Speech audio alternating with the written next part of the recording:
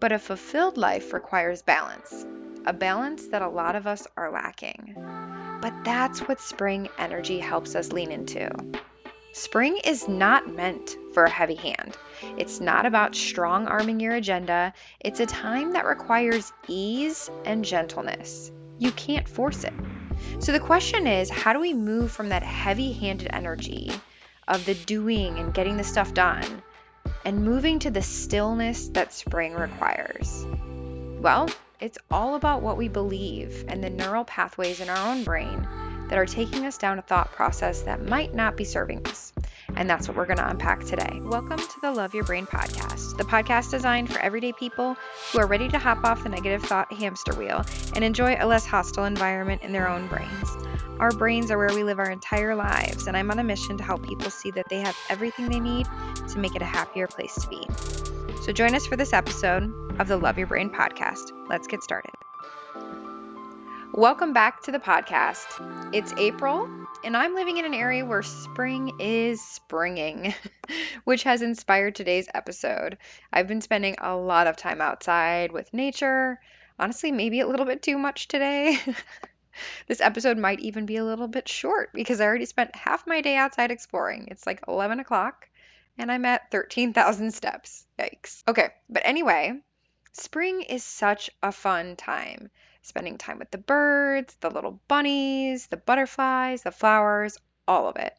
And it reminds me so much of the energy shift and the belief shift we all probably need this time of year. It's really easy for us to get super aggressive with life.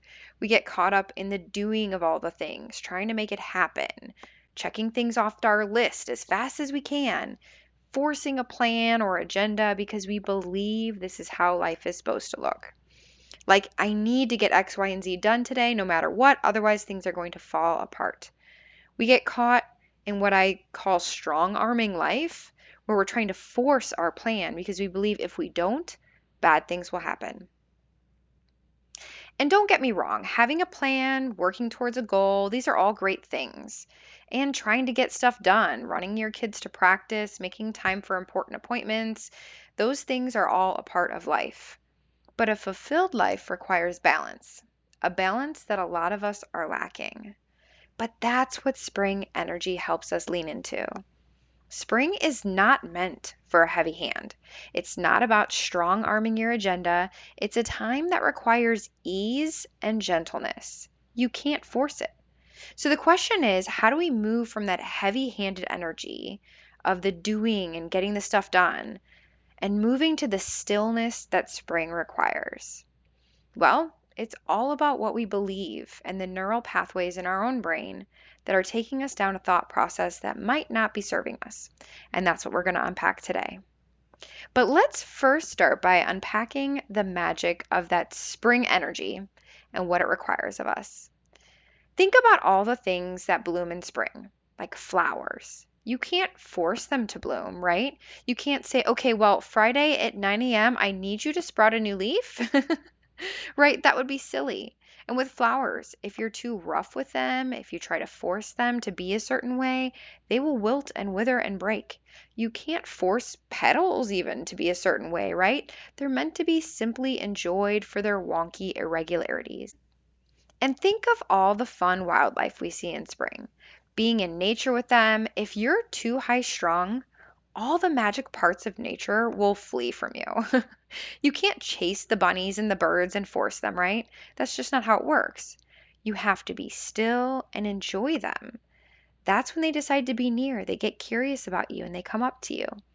You can't tell them, well, tomorrow at 4 p.m., meet me right here. I mean, I would love that. That would be so fun.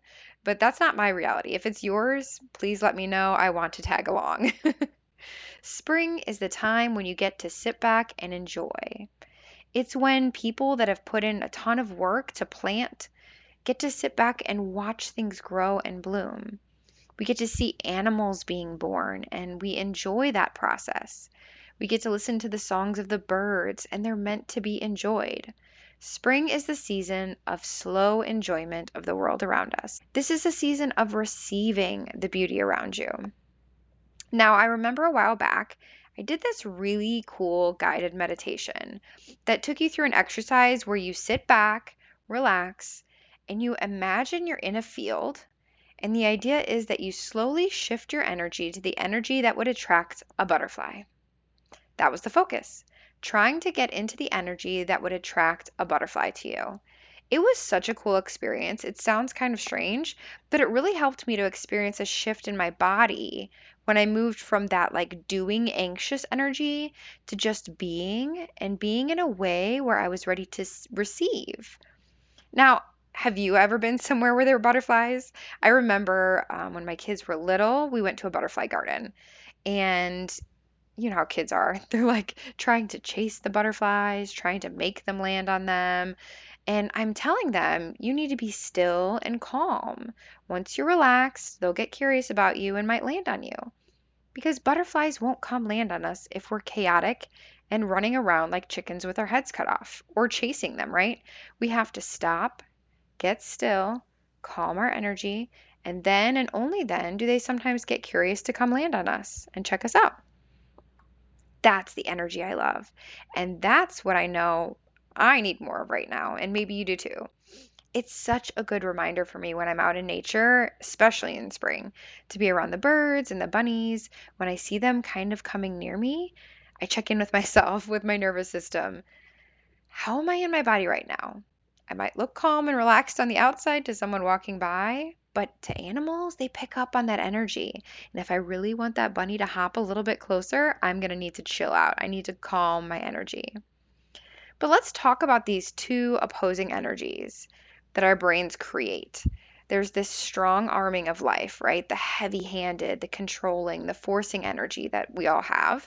And then we also have this side of us that has this calm, peaceful, magical, and magnetic energy. Now, we all know what that strong arming energy feels like, right? It's that anxious dog paddling energy, trying to fix all the things that our eyes see as broken, trying to check off all the things that need to be done. But under that energy is a belief. It's a belief that things will not work out if we do not take action. If we don't do something, things will not be okay. Think about chasing the butterfly. A child chases because they don't think that they'll get to it. They don't think they'll be able to have it if they don't go after it. They won't be able to experience it if they don't do something to control it, right? So many of us live in this energy. I mean, that's exactly why so many of us have a hard time slowing down and just being. But now is the time. Spring is summoning you to lean into the ease of just being. Spring is a great time to see if you don't let go of the control, the chasing, the forcing, you will miss out on the magic because the magic wants to come to you. Those bunnies and birds want to come check you out. They want to interact with you. But you might be chasing things too crazily. You might be trying to force them. Talk to yourself though like you would a kid. You would tell them, sit down, be calm, relax, slow down your brain and just be. And that magical little creature may come up and check you out to interact with you. So just be calm. This week I interacted with a snail. I know that sounds very strange, but I was going down this path and I saw this snail and it looked so cool. And I thought to myself, I don't think I ever slowed down enough to actually watch a snail move. So I took a little video of them on my phone, like snailing along. And it was just so funny to me that like so many of us probably never see snails move unless we see it on like TV or something because they're just so slow. We have to slow down even more to be able to enjoy them. Do you ever think about what it would look like if you knew magic was coming your way, if you stopped being anxious and trying to force it and trying to move quickly? Or what if the magic that you really want to experience in life can't come to you? It can't be experienced and enjoyed when you're moving so fast, when you're chasing it so hard, when you're working so hard to get it. Really, what it needs to make its way to you is for you to sit and be calm and just rest in the fact that it's on its way. How does that thought feel for you? Is it exciting?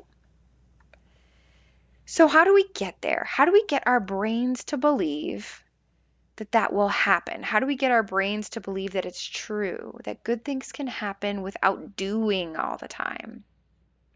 Well, when we get to the core of the issue, it's a neural pathway issue. Our society has conditioned our thought pattern in our brains to believe that good only comes from doing. Our culture is all about the hustle, the do more culture. So, over time, our brains have developed a well worn neural pathway or a thought process that follows that belief. We may not even be aware of it, but lots of us firmly believe that if we aren't being productive, good things will not happen. And honestly, spring is a reminder of how not true that is. And like I always say, we can change how our brains operate. We can create new neural pathways, new thought processes, so that we can enjoy being in our own brains more. But the first step is just being aware of what's happening, that our thoughts are creating this feeling for us that's creating this anxious energy. So if you're in a season right now where you feel chaotically busy, check in with yourself. What's the narrative happening in your brain? Is it telling you something like you have to be that way in order to get things done? You have to be doing something in order to receive something good? Well, if so, then you can start working on changing that narrative. Build a new neural pathway for your brain. And this is going to sound like a really funny example, but this was a realization I had this week. And I'm just going to throw it in there for funsies. Maybe it'll resonate with one of you.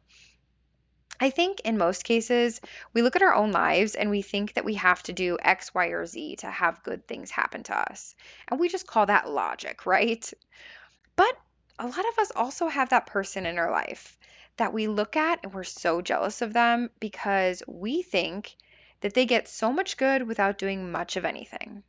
That person that we look at and we think doesn't have to work hard to get what they want. And honestly, we usually kind of hate them for that, right?